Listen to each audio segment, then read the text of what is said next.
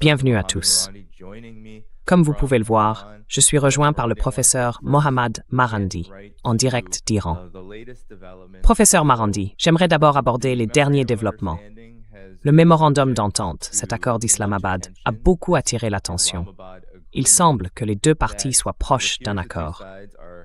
Mais voilà qu'une nouvelle de dernière minute tombe. Alors que l'administration Trump affirme avoir obtenu le meilleur accord possible, la partie iranienne dit que le texte contient en réalité la plupart des conditions qu'elle souhaitait dès le départ. Et maintenant, il y a eu le bombardement de Beyrouth, mené par Israël, peu de temps après que des responsables américains anonymes ont déclaré que l'accord était pratiquement conclu. Que se passe-t-il exactement en ce moment? Et ce bombardement de Beyrouth, mené par Israël, c'est une fois de plus une ligne rouge qui vient d'être franchie.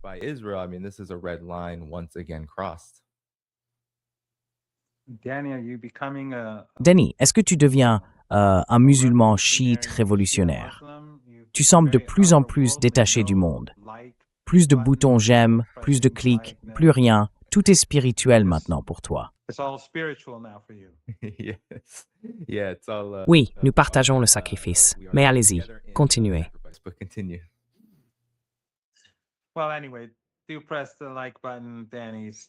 Bon, enfin bref, appuie sur le bouton j'aime, Danny.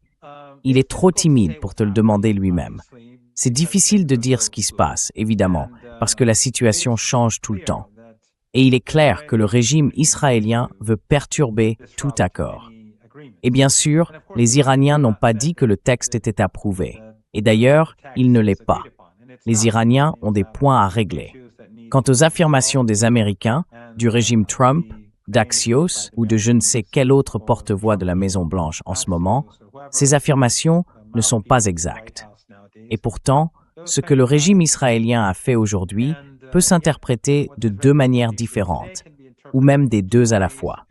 D'un côté, le régime israélien veut faire capoter l'accord, et de l'autre, il veut affaiblir le régime Trump, parce que celui-ci veut se retirer à cause de la crise énergétique mondiale qui ne cesse de s'aggraver.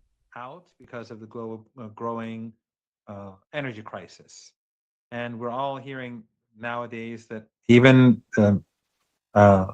senior energy experts and senior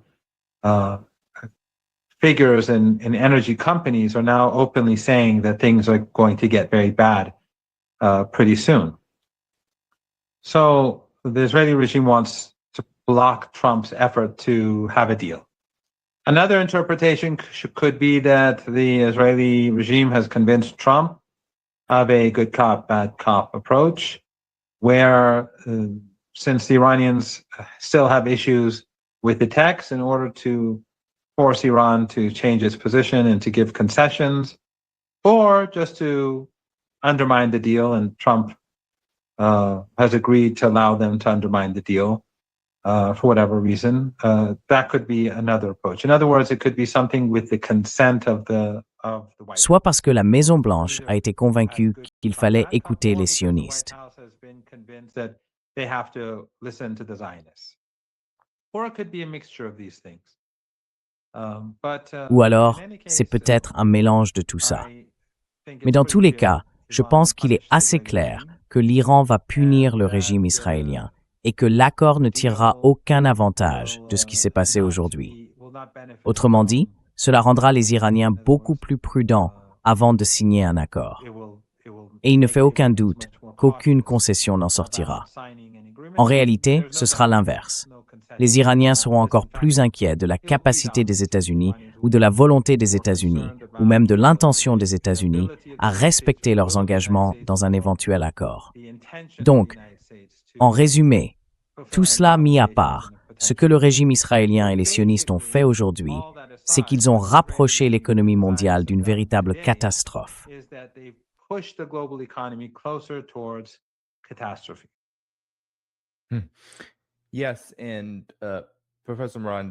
Oui. Et professeur Morandi, maintenant j'aimerais vous demander, étant donné tout ça, je ne sais pas si vous avez vu les médias israéliens avant les bombardements de Beyrouth.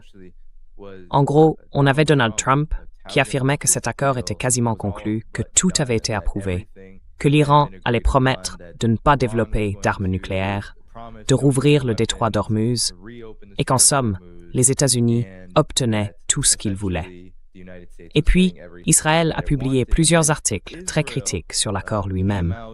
Par exemple, dans le Jerusalem Post, on pouvait lire JCPOA 2.0. L'accord de Trump risque de saper les efforts contre la menace iranienne.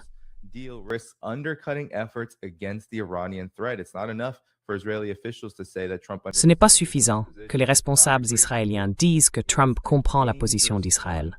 Ce n'est pas un bon accord. C'est un accord dangereux.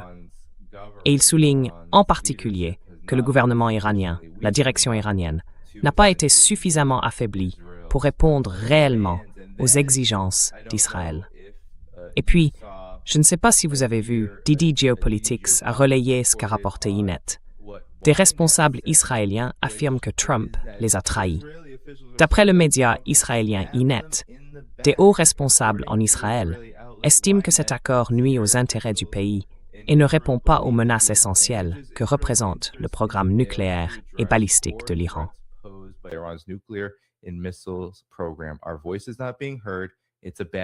Notre voix n'est pas entendue. C'est un mauvais accord. Personne n'en est satisfait. Tout le monde comprend que c'est mauvais pour nous et que ça nuit aux intérêts d'Israël. Et puis, il y a eu le bombardement de Beyrouth. On bombarde Beyrouth pendant qu'on enregistre cette émission, professeur Morandi. On dit que c'est une réponse au Hezbollah.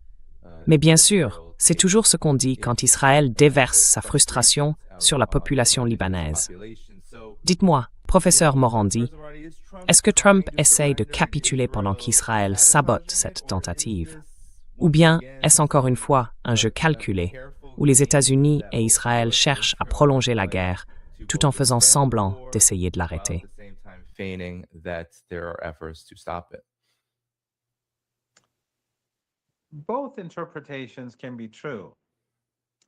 Les deux interprétations peuvent être vraies. Comme je l'ai dit tout à l'heure, ça peut être une stratégie du type bon flic, mauvais flic. Il se peut que les Israéliens aient convaincu Trump de laisser faire pour obtenir des concessions, ou qu'il l'ait convaincu de les laisser mener cette opération pour montrer leur force. Ou bien, il y a une division entre le régime Trump et le régime Netanyahou. Personnellement, je pense que tout cela peut être vrai, et même en partie vrai en même temps. Mais j'ai le sentiment que c'est surtout le régime israélien qui cherche à saboter l'accord. Et Trump est quelqu'un de faible, donc jusqu'ici, ça n'a pas été très difficile pour eux d'y parvenir. Rappelez-vous, les États-Unis et les Iraniens avaient déjà conclu un accord après la guerre de 39 jours.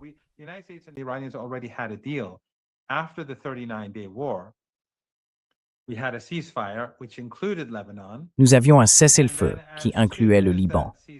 Et puis, dès que ce cessez-le-feu a été annoncé, tout le Liban, littéralement, différentes régions du pays, y compris celles contrôlées par les opposants à la résistance, ont été bombardées massivement par les Israéliens.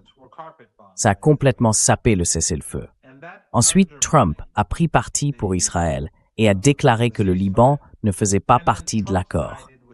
Et bien sûr, le médiateur pakistanais a dû intervenir pour dire que si, en réalité, le Liban en faisait bien partie.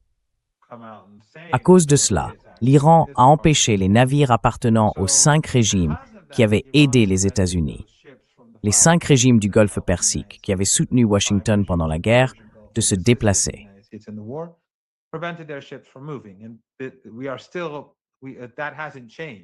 Et nous en sommes toujours là. Ça n'a pas changé. À cause de Netanyahou, depuis 2 mois, le détroit d'Ormuz fonctionne de manière limitée. Donc, Netanyahou et Trump ont tous les deux provoqué cette crise mondiale. Netanyahou a créé un environnement qui permet à cette situation de durer. Et maintenant qu'il y a une possibilité d'accord, même si on n'y est pas encore, et comme je l'ai dit, contrairement à ce que Trump et d'autres affirment, il n'y a pas encore de texte final.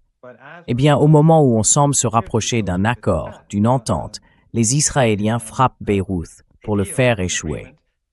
Et je pense qu'il y aura bientôt des représailles. Les Iraniens vont punir le régime israélien. Et je crois qu'il n'y aura pas d'accord pour l'instant, en tout cas pas dans l'immédiat. think that there won't be an agreement now for the time being at least. So we saw Professor Morandi. Alors, nous avons vu, professeur Morandi, qu'il y a eu aujourd'hui des rassemblements dans les rues en Iran, à Téhéran, où les manifestants demandaient qu'il n'y ait pas de négociation avec les États-Unis pour le moment. Ils disent qu'on ne peut pas leur faire confiance, que les États-Unis ne sont pas dignes de confiance pour respecter un accord. Et bien sûr, tout cela intervient alors que l'anniversaire de la guerre de 12 jours vient tout juste d'avoir lieu. Il y a donc, je pense, une méfiance tout à fait compréhensible, étant donné le nombre de personnes qui ont été tuées, qui ont perdu la vie, à la fois pendant la guerre de 12 jours et dans cette dernière phase du conflit. Alors, selon vous, quel est l'état d'esprit du peuple iranien aujourd'hui face aux conditions d'un accord avec les États-Unis? Et pensez-vous que cela pourrait, au final, influencer le résultat de ces négociations?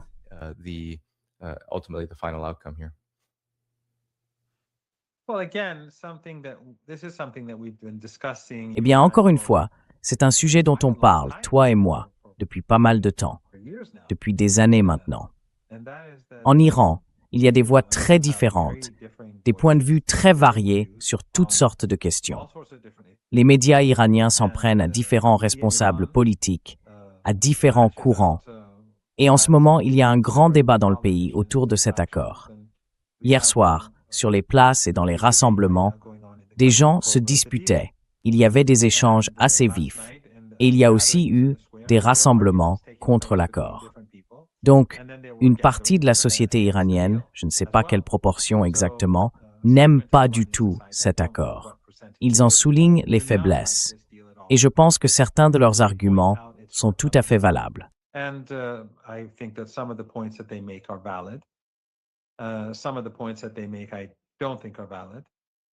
Certains des arguments qu'ils avancent, à mon avis, ne sont pas valables.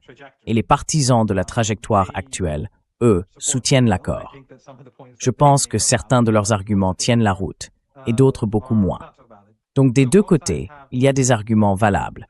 Mais je crois que dans tous les cas, ce qu'il faut retenir, c'est que tout cela est normal en Iran, et que c'est, selon moi, plutôt sain. Cela oblige aussi les négociateurs à prendre en compte les voix de ceux qui s'y opposent, et je pense que ça aura un impact sur les négociations. Mais, au bout du compte, ce que le régime israélien a fait est plus important que tout ce que l'un ou l'autre camp peut dire dans la rue ou dans les médias.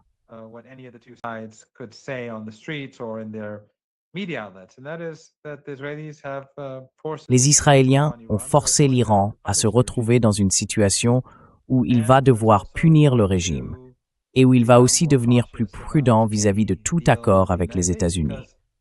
Parce qu'en gros, le régime israélien, si on prend une des interprétations possibles, et je pense qu'elle est valable, cherche à saper l'accord et donc à imposer sa volonté au peuple américain.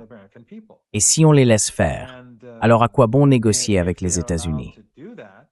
Parce qu'une fois qu'un accord est conclu, la même chose se reproduira encore et encore. Et donc en ce moment, ça pousse l'Iran à être beaucoup plus prudent.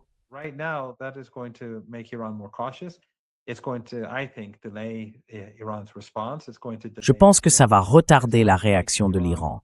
Ça va aussi retarder l'accord. Et ça va pousser l'Iran à exiger plus de garanties dans n'importe quel accord. C'est comme ça que j'interprète la situation. Bien sûr, il faut voir ce qui va se passer dans les heures et les jours qui viennent. Moi, je pense que l'Iran va frapper le régime israélien. Et je pense qu'on n'aura pas d'accord aujourd'hui, ni demain, ni dans l'immédiat, à cause des circonstances.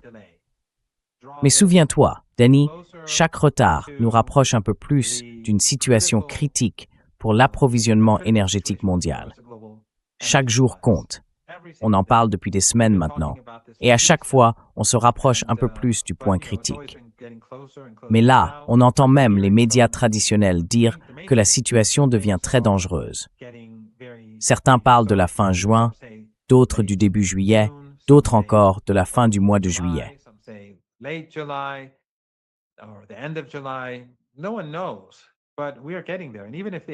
Personne ne le sait, mais on s'en approche.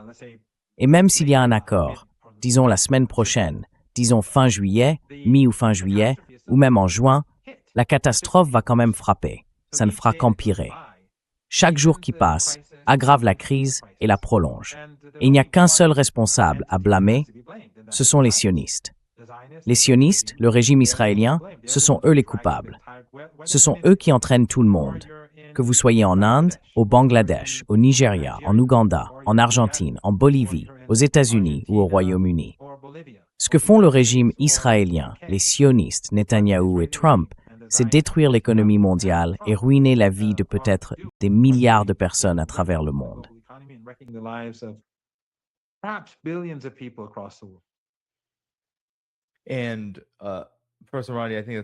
Et professeur Irani, je pense que c'est le bon moment pour parler des termes justement de ce que l'Iran, ou du moins un haut responsable iranien, aurait communiqué à Reuters sur le contenu réel de cet accord. Voici certains de ces points. D'après ce haut responsable iranien, l'accord comprendrait les éléments suivants. L'Iran rouvrirait immédiatement le détroit d'Ormuz à tous les navires commerciaux, tandis que les États-Unis lèveraient leur blocus naval sur les ports iraniens. Les États-Unis accepteraient aussi de ne pas imposer de nouvelles sanctions contre l'Iran tant qu'un accord final n'aura pas été conclu. Washington suspendrait les sanctions pétrolières contre l'Iran pendant une période déterminée, permettant ainsi à Téhéran de vendre son pétrole et d'en percevoir les revenus. Enfin, les États-Unis accepteraient de libérer 25 milliards de dollars d'avoirs iraniens gelés, incluant des transferts directs en espèces, une coopération entre pays de la région et des lignes de crédit financières.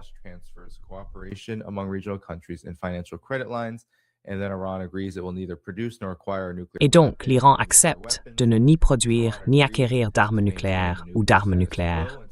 Téhéran s'engage à maintenir le statu quo nucléaire jusqu'à la conclusion d'un accord final. Et les États-Unis acceptent que Téhéran dilue son stock d'uranium hautement enrichi à l'intérieur du pays, avec un mécanisme à définir dans les 2 mois. Alors, professeur Irani, que pensez-vous de ces conditions? Y a-t-il, selon vous, une raison pour le peuple iranien de s'inquiéter? J'ai entendu certains critiques dire que renoncer à l'effet de levier du détroit d'Ormuz serait une grosse erreur. Est-ce bien ce que vous comprenez de ces termes? Je veux dire, ce sont des termes très généraux. Dire simplement qu'on va l'ouvrir, ça ne définit pas vraiment comment cela se fera. Alors, quelles sont vos réflexions sur ces conditions qui ont été présentées et divulguées dans le cadre de ce projet d'accord?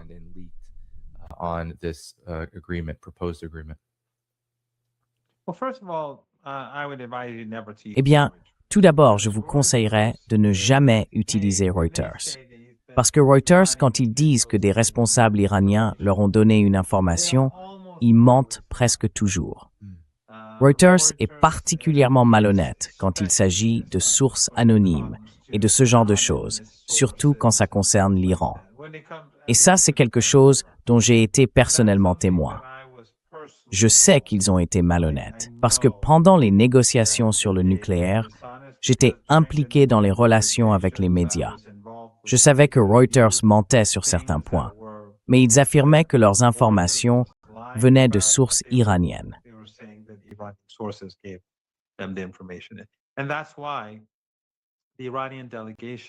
Et c'est pour ça que la délégation iranienne à Vienne a refusé de coopérer avec Reuters, tout simplement parce qu'ils mentaient sans arrêt. Aujourd'hui, en Iran, le débat public porte sur le contenu de l'accord. Bien sûr, l'accord contient des détails, mais à mon avis, la vraie question, c'est sa mise en œuvre. Ceux qui s'y opposent ne rejettent pas vraiment la structure de l'accord, mais plutôt les garanties ou l'absence de garanties qu'il devrait comporter. On a déjà connu ça avec l'accord nucléaire. Je pense que c'était de loin l'accord le plus important que nous ayons conclu avec les États-Unis jusqu'à présent, et ils ont trompé l'Iran.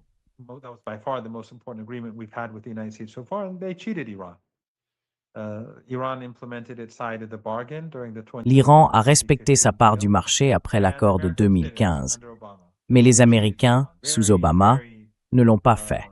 Ils ont trompé l'Iran, et de manière très, très étendue. Et aujourd'hui, beaucoup de gens craignent que cet accord, qui est bien plus important que l'accord nucléaire, ne soit qu'une répétition de l'histoire. Les Iraniens rouvrent le détroit et les Américains, eux, ne rouvrent pas le commerce, ne libèrent pas les avoirs iraniens ou ne lèvent pas les sanctions en invoquant des excuses techniques. Ils sont très forts pour mentir et pour s'abriter derrière des questions techniques en disant qu'il y a des règlements ou certains problèmes qui empêchent que cela se fasse.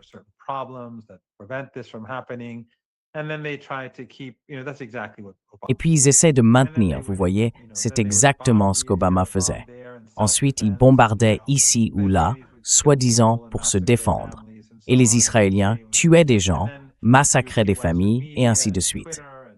Et là, on voyait les médias occidentaux, Twitter, et tout le monde dans leur rubrique d'actualité dire que oui, c'était de la légitime défense. Donc en gros, tout le monde suivait la même ligne. Il y a donc ceux qui craignent que cet accord ne contienne pas les garanties qu'il devrait avoir. Et ceux qui le soutiennent pensent, eux, qu'il les contient. Que ces garanties existent et qu'elles reposent sur le fait que l'Iran contrôle le détroit d'Ormuz. Je ne veux pas donner mon opinion personnelle parce que ça n'apporterait rien.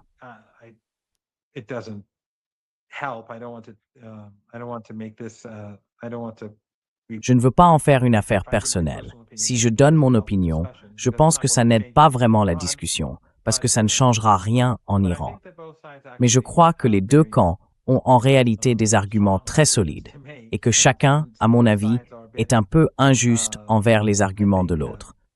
Concernant le détroit en particulier, je pense qu'il est clair que l'Iran aura cet atout. Il n'y a aucun doute là-dessus. Et l'Iran a dit qu'il ne prendrait pas de péage, mais qu'il prendrait des frais d'assurance ou, de protection de l'environnement. Voilà. Oui, le réchauffement climatique. Je pense que l'Occident devrait être très content de ça.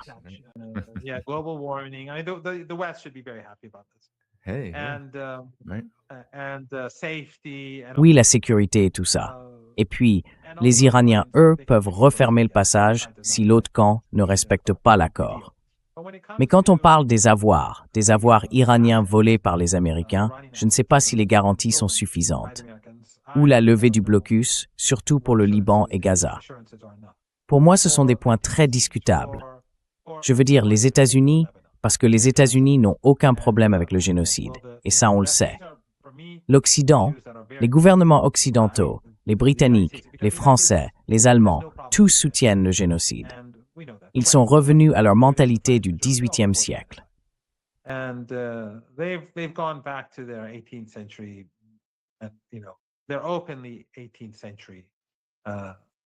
Ils se comportent maintenant ouvertement comme au XVIIIe siècle.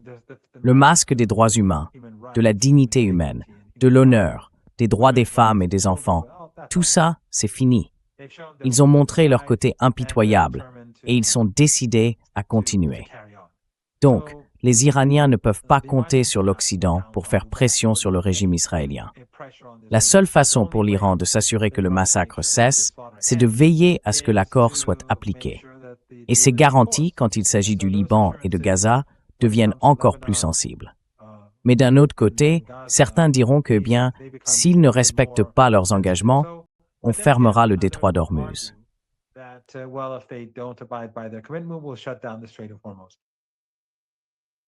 C'est compliqué. Je n'ai pas de réponse tranchée. Je ne sais pas de quel côté. Je ne peux pas choisir un camp. Enfin, même si je ne veux pas en choisir un, quand j'y réfléchis, je ne sais vraiment pas lequel a le meilleur argument. Mais les Israéliens ils ont déplacé le débat. Parce qu'en attaquant le Liban maintenant, l'attention se porte sur les représailles et sur la méfiance envers les États-Unis. Surtout depuis que le régime a déclaré avoir informé les États-Unis de l'attaque.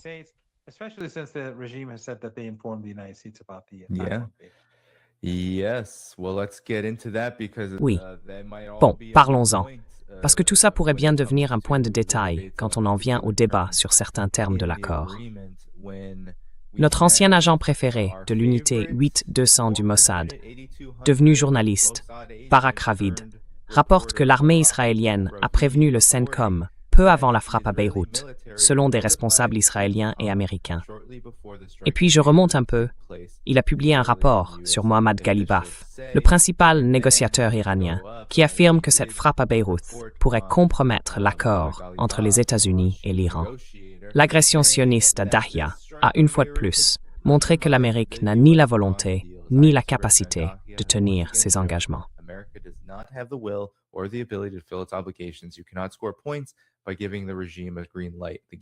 On ne peut pas marquer des points en donnant carte blanche au régime. Le jeu du gentil et du méchant flic, c'est du déjà vu. Si on n'a ni la volonté ni la capacité de remplir ses obligations, il n'est pas possible de parler de continuer sur cette voie. Donc, c'est assez clair, professeur Morandi. On assiste à une mise en scène, et peu importe vraiment qui agite la queue du chien, ou si c'est la queue qui agite le chien. On a l'impression qu'à chaque fois qu'un accord est sur le point d'aboutir, il finit par ne pas être réel, parce qu'Israël joue le rôle du saboteur, et le fait au détriment du peuple libanais, et bien sûr, à d'autres moments, du peuple palestinien.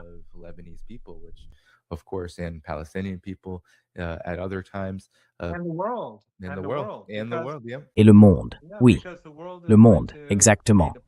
Parce que c'est le monde entier qui va payer le prix de cette guerre.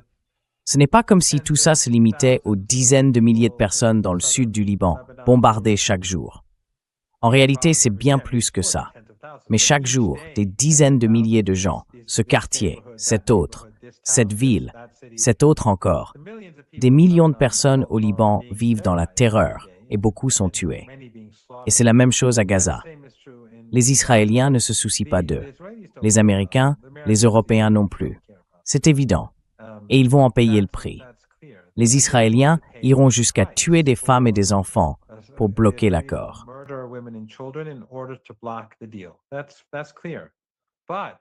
C'est clair. Mais ce que je veux souligner, c'est que ce comportement pousse aussi toute l'économie mondiale vers une crise encore plus grave. En d'autres termes, la crise économique mondiale qu'on observe aujourd'hui est, selon moi, le résultat du régime sioniste et du lobby sioniste. Ce sont eux qui ont poussé à cette guerre. On le sait, tout le monde le sait.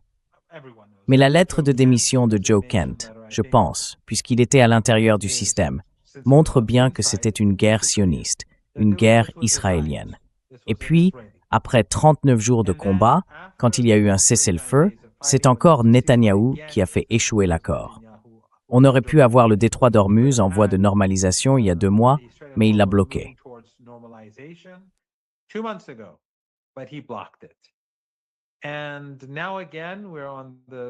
Et maintenant encore, on est proche d'un accord, même s'il reste à voir à quoi cet accord ressemblera exactement si on y arrive un jour. Et puis, ils vont et ils tuent des gens. Je veux dire, ils tuent des gens partout au Liban. Mais Beyrouth, c'était une ligne rouge. Donc maintenant, en faisant ça, ils poussent le monde encore un peu plus vers le précipice. Et au final, dans la situation actuelle, je pense que le monde va tomber du précipice. Mais plus le détroit d'Ormuz reste fermé, plus la chute sera dure, et plus la douleur et la souffrance dureront à cause de ce qui s'est passé. Alors Israël ne se contente pas de commettre un génocide au Liban et en Palestine, il impose aussi la misère à toute la communauté internationale. Et je suis de plus en plus convaincu, professeur Morandi, qu'il y a beaucoup de critiques envers Donald Trump, qu'on décrit souvent comme maladroit, incompétent. Même aujourd'hui, on se demande s'il a encore toutes ses facultés mentales, s'il est vraiment capable d'assumer ses fonctions. Mais en réalité, je pense que c'est justement ça le point. Je crois sincèrement, à ce stade, après tout ce qu'on a vu, depuis qu'il est revenu au pouvoir, après le régime Biden, même que le régime Trump joue en fait un rôle, presque celui du clown fou. Est-ce qu'il le fait exprès? Honnêtement, je ne sais pas s'il est assez cohérent pour élaborer un plan pareil. Mais il est soutenu, selon moi, par ceux qui contrôlent réellement la politique étrangère américaine, et même la politique américaine dans son ensemble, pour se comporter comme il le fait. Et je pense qu'il sert à détourner l'attention sur lui, pendant que, dans le fond, la politique reste très continue. Un exemple de ça, Ce sont les informations selon lesquelles Trump aurait voulu conclure un accord précisément le 14 juin, parce que c'est son anniversaire.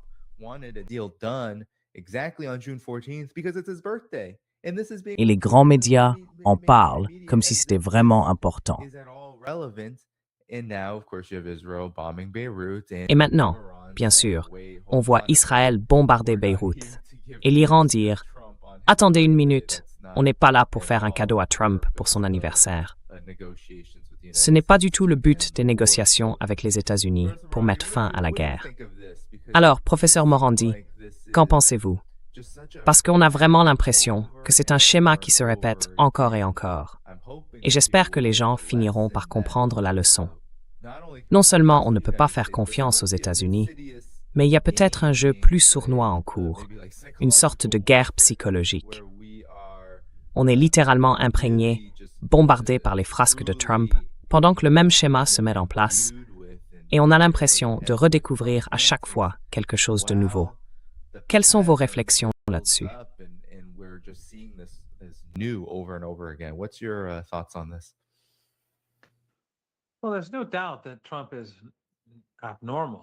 Eh bien, il ne fait aucun doute que Trump est anormal, qu'il se laisse facilement influencer et qu'il change d'avis tout le temps. Mais je pense que cette crise énergétique est quelque chose dont les dirigeants américains doivent vraiment avoir peur. Elle pourrait provoquer de l'instabilité aux États-Unis et elle va aussi renforcer la haine envers le régime israélien.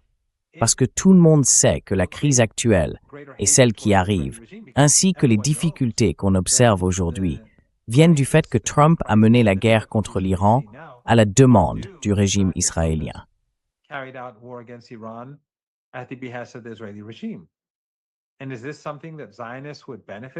Et est-ce que c'est quelque chose dont les sionistes profiteraient? Quand des Américains ordinaires, des Indiens ordinaires, des Coréens ordinaires, des Kenyans ordinaires et d'autres encore en viennent à penser que leurs difficultés viennent de Netanyahou, du régime israélien et du lobby sioniste qui contrôlerait les États-Unis et Trump. Je ne pense pas que ça serve les intérêts des États-Unis. Je ne pense même pas que ça serve le régime israélien. En réalité, je crois que Netanyahou, lui et son entourage, en agissant ainsi, sapent eux-mêmes le régime israélien. Les 2 dernières années, enfin vous connaissez mon opinion, depuis le 7 octobre, on approche doucement des 3 ans. Mais depuis ce moment-là, depuis le début du génocide, je pense que tout est allé de mal en pis pour le régime israélien.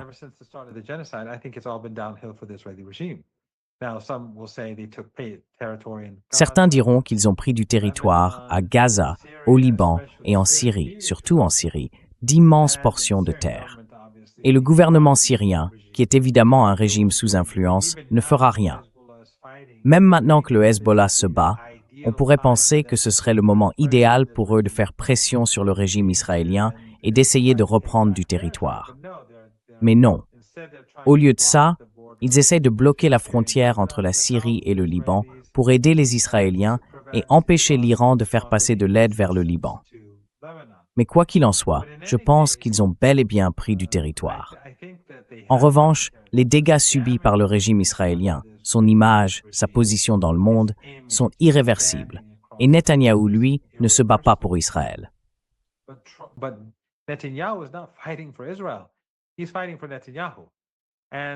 Il se bat pour Netanyahou. Et les voyous qui l'entourent, ce sont juste des fanatiques, des imbéciles qui ne comprennent pas la portée de ces dégâts. Et bien sûr, les États-Unis subissent un préjudice irréversible. Je pense que les dommages qui finiront par frapper l'économie américaine se chiffreront en milliers et milliers de milliards de dollars. Ce n'est que la partie émergée de l'iceberg, et ce n'est que le début. Donc je ne pense pas, enfin, si Trump a encore un peu de bon sens, et je crois qu'il en a encore un peu, il comprend très bien que ce ne sont pas de bonnes nouvelles. Et si les analystes et les experts ont raison à propos des marchés, il est dans une très mauvaise posture, surtout à l'approche des élections de mi-mandat, alors que le détroit n'est toujours pas ouvert.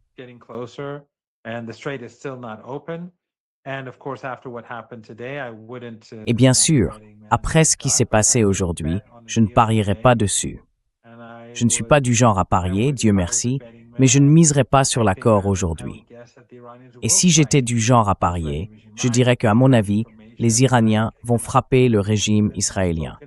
Je n'ai pas d'informations, je ne peux pas, enfin je n'ai parlé à personne. Donc, et je ne suis pas un décideur. Mais en tout cas, quoi qu'il en soit, peu importe comment on voit les choses, cet accord potentiel va être retardé et la crise va s'aggraver, même s'il y a un accord.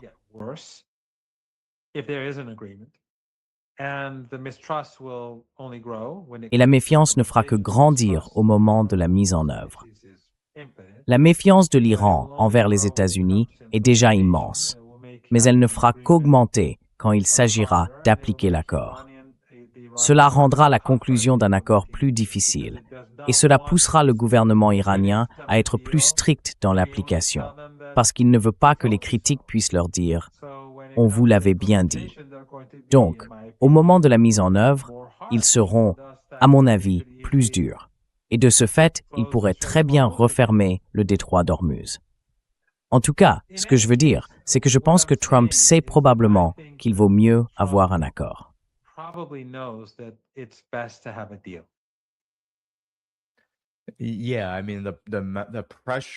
Oui, enfin, la pression. Je ne sais pas si tout le monde suit cette chaîne, ou simplement ces événements en général. Mais si on regarde tout ce qui s'est passé depuis avril, au moment de la première annonce d'une cessation des hostilités entre l'Iran et les États-Unis, ou du moins de ce qui était présenté comme une cessation des hostilités, mais qui, en réalité, n'a jamais vraiment eu lieu, on voit bien que pendant toute cette période, la tension et la pression sur le régime Trump pour parvenir à une sorte d'accord, ou disons une pause, n'ont cessé d'augmenter. Parce que, selon moi, l'agenda des régimes américains et israéliens concernant la région et l'Iran ne changera pas fondamentalement avec un accord. Il semble que la seule chose qui puisse réellement modifier le comportement des régimes américains et israéliens, c'est, comme tu l'as dit, la punition et la capacité de l'Iran et de l'axe de la résistance à riposter.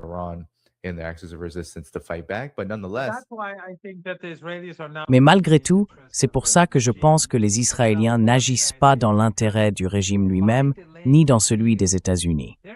Parce qu'en retardant l'accord, ils offrent aux Iraniens d'abord une grande victoire sur le plan de la diplomatie publique. Le monde voit le régime israélien comme celui qui empêche une tentative de stabiliser l'économie mondiale. Et ensuite, si l'Iran ne signe pas d'accord maintenant ou décide de jouer la carte dure, le monde considérera que c'est justifié après ce qui s'est passé aujourd'hui. En d'autres termes, Netanyahou fait ça pour lui-même.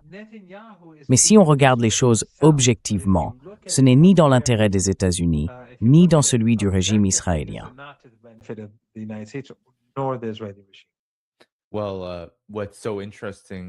Eh bien, ce qui est vraiment intéressant, professeur Virati, c'est que chaque fois que ça se produit, et depuis la guerre de 12 jours, ça s'est déjà répété plusieurs fois, on se retrouve dans une situation où l'Iran participe à une véritable démarche diplomatique. Et comme vous l'avez déjà souligné dans l'émission, Mohammad Ali Baf est, disons-le, quelqu'un de très talentueux. Il est hautement diplômé. Il occupe aujourd'hui plusieurs postes au sein de la direction iranienne. Et ce n'est pas le seul à prendre part à ces discussions. L'Iran envoie ses meilleurs représentants. Mais à chaque fois que cela arrive, Israël et ou les États-Unis violant complètement le cadre même de toute forme de diplomatie, au moment même où cette diplomatie est en train de se dérouler.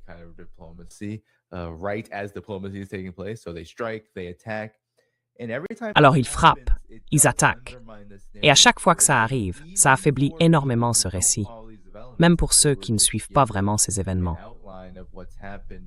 Si on leur présentait simplement un résumé de ce qui s'est passé depuis la guerre de 12 jours en juin, on verrait bien qu'affirmer aujourd'hui que l'Iran est l'agresseur, que l'Iran est la menace, c'est assez absurde.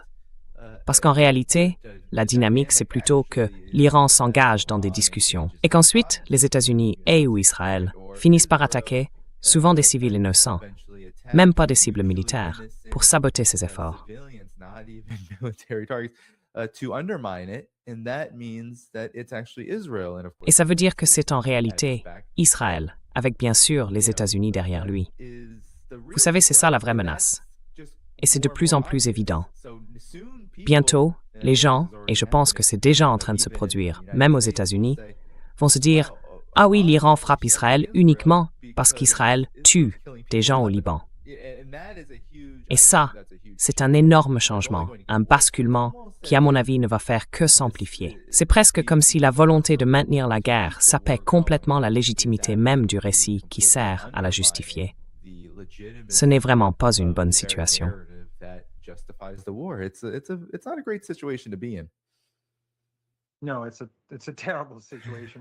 Non, c'est une situation terrible pour eux.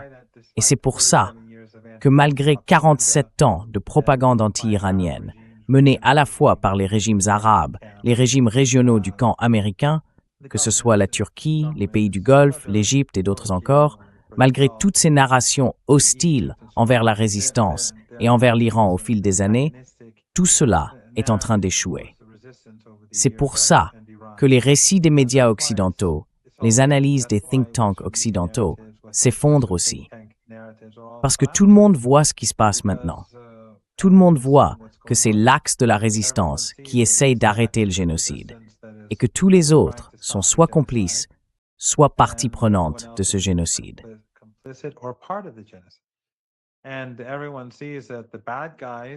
Et tout le monde voit bien que les méchants, les Iraniens, sont en fait ceux qui se montrent responsables à la table des négociations. Ce sont eux qui agissent de manière rationnelle. Et c'est l'Occident avec ses alliés qui sabote les négociations, les accords, les cessez-le-feu et qui pousse le monde vers la catastrophe. Donc les deux camps sont génocidaires. Mais les Iraniens et l'Axe sont perçus comme les seuls à s'opposer au génocide au Liban et en Palestine, et les seuls prêts à agir concrètement. Et d'un autre côté, on voit bien que ce sont les Iraniens qui sont disposés à s'asseoir pour conclure un accord, alors que ce sont ces acteurs génocidaires qui sabotent les cessez-le-feu et les accords potentiels à chaque étape.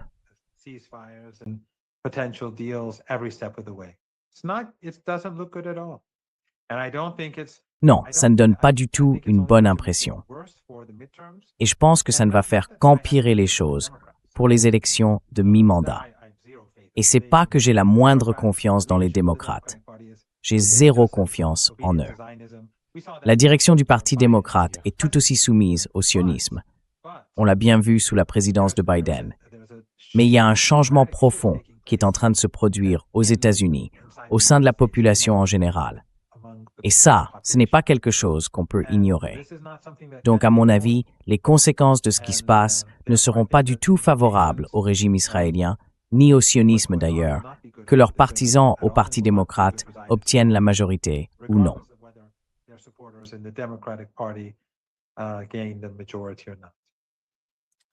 En effet. Eh bien, professeur Morandi, je vous remercie d'être avec nous comme toujours. As always.